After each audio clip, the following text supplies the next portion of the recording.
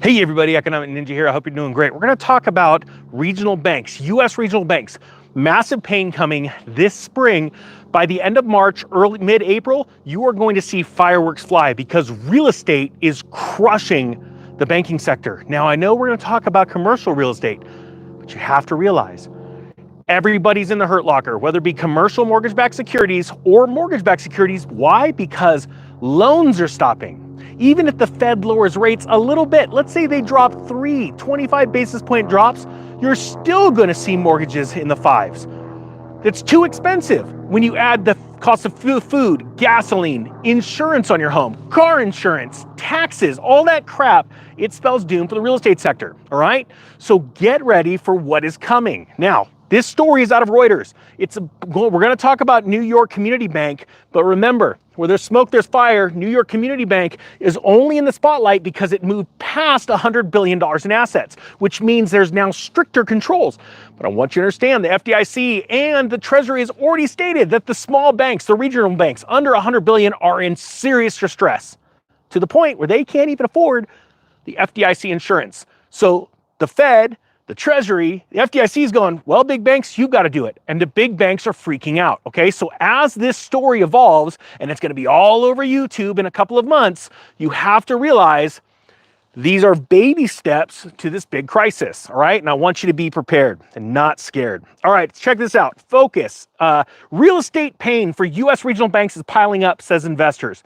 It says New York Community Bank Corp's exposure to commercial real estate has intensified investor scrutiny around regional banks, with some expecting more pain for those with office and multifamily property loans. Let me stop real quick because the story's probably going to talk about this, but I never read a story before I read it with you.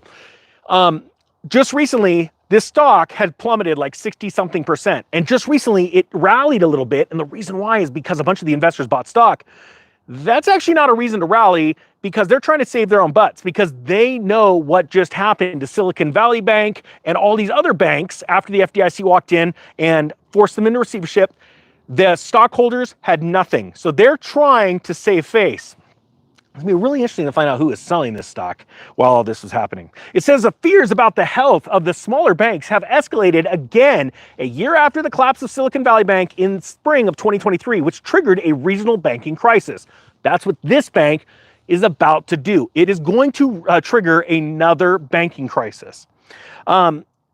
It says NYCB's recent earnings release, which sparked a dive of about 60% of its shares, has particularly focused investors on combing through the portfolios of regional banks, as small banks account for nearly 70% of all the commercial real estate loans outstanding, according to the research from Apollo. As long as interest rates stay high, it's hard for the banks to avoid problems with CRE loans. You know, it's funny. I have a subscriber. I have very successful.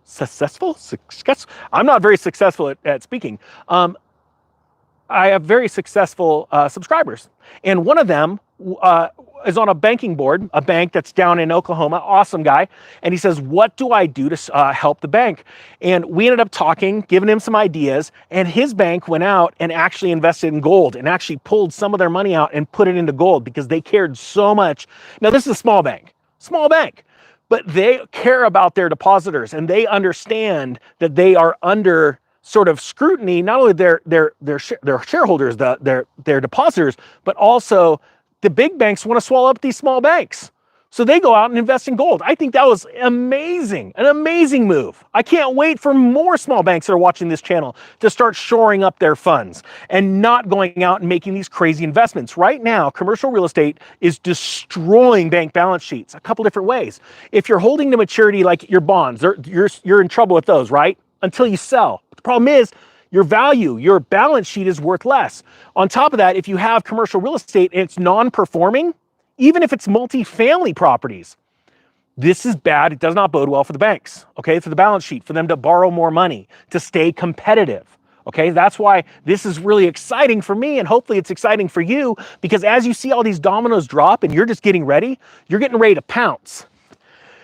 Now, they say here, as long as interest rates stay high, it's hard for the banks to avoid problems with commercial real estate loans, said short seller William Martin of Raging Capital Ventures, who decided to place a bet against NYCB after the bank's disastrous January 30 earnings release. Just so you guys know, I'm not shorting that stock personally. It's one thing to go and make money. It's another thing to go make videos about this stuff and then go profit off it. So I'm not involved in any short selling or anything like that. Martin, who shorted Silicon Valley Bank last year before its collapse, said he shorted NYCB because he thought its earnings power would be diminished and that it might have to raise capital. NYCB said on Wednesday that a capital increase is an option. I completely agree with that. I believe they are going to have to do this, but that it has no plan to do this right at the moment because they don't want you to panic. The bank declined to comment on the short seller's view. The regional bank, of course they did. The regional banks are more undoubtedly more exposed to rates, said Dan Zerwin, co-founder and CEO of distressed debt investment firm Arena Investors, who is avoiding real estate for the next year or two. Just like me. That's what I teach my students on the real estate crash course. The KBW Regional Banking Index is down around 11% just since this January 30 earnings call, okay? That's a lot for that index, the bank index. The CRE market has been hit by the repercussions of the COVID-19 panic. It's actually not true. It's because of the raising of rates, okay? And the reason why they brought rates up is because the velocity of money was moving, because they printed a bunch of money. And so they're like, oh, let's quell this. Well, they do that every 7 to 10 years. This is cycles. They did it in 2014, 2015, all the way up till 2018 when they stopped. They did it in 2004 to 2005. This is nothing new. However, this time is different. It's worse because of the velocity at which they brought rates up. Now, this is the thing that you all have to understand. This is a big deal. They're probably going to drop rates just a little bit. I warned about this in the beginning of November. Then 30 days later, the Fed actually announced it, but they didn't announce it. They did the first phase. I've done tons of videos on this, how they bait you, they bluff you. They say we're going to pencil in rates. What that did is that brought bonds down. And I believe, based off of evidence, data coming out of inflation, they're going to go, you know what? We don't need to lower rates, because the bond market just did it. See, the bond market went ahead of the Fed and front run their plans and went high even after the Fed stopped raising rates. Now we're seeing that action to the downside. Here's the problem.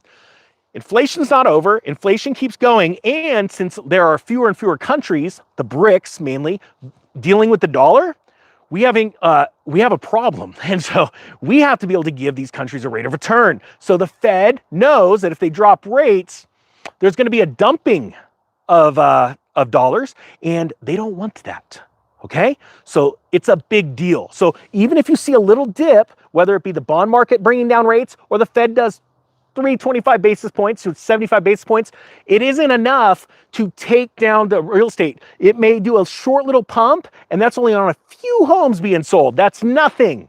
That's not the market you want to be investing in. That's not what I did when I sold my house in 05. I waited for that big tanking. And even 05, 06, and 07, you saw small markets popping, little bits. I'm not fazed by that. Absolutely not fazed. It's like the grouper that's just sitting there waiting, and there's a little fish just waiting. He doesn't just get all excited, go freaking out, trying to catch that fish. He waits for that fish to come to him, and what happens is, as he opens his mouth, he's inhaling, and he sucks that fish in. That's what you need to be. You need to be the grouper of real estate. Honestly, where do I come up with this crap? I hope you guys got something out of this. The Economic Ninja is out. Now, I can't say what I'm about to do next. I gotta go.